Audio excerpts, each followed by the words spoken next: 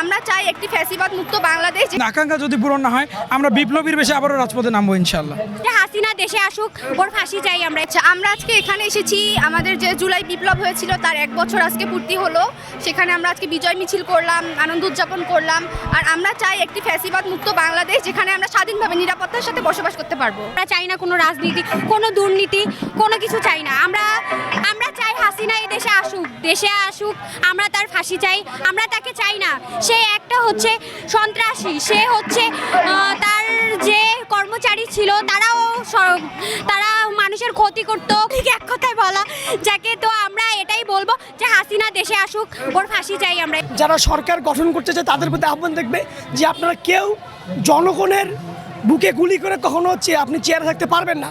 তো অতএব আপনার অন্যতম মেসেজ হচ্ছে শেখ হাসিনাকে দেখে তো শিক্ষা নিতে না পারেন, তাহলে আপনাদেরও পরিস্থিতি একই হবে। আজকে আমাদের যে বিজয় মিছিল বা আনন্দ মিছিল, আপনারা সকলে জানেন যে গত বছর এই দিনে স্বৈরাচারী খুনি হাসিনা সে দেশ থেকে পালিয়ে গিয়েছিল।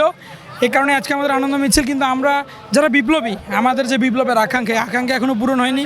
আমরা আনন্দ মিছিল করেছি ঠিক আছে, কিন্তু আকাঙ্ক্ষা যদি পূরণ না হয় আমরা বিপ্লবীর বেশি আবারও রাজপথে নামবো ইনশাল্লাহ।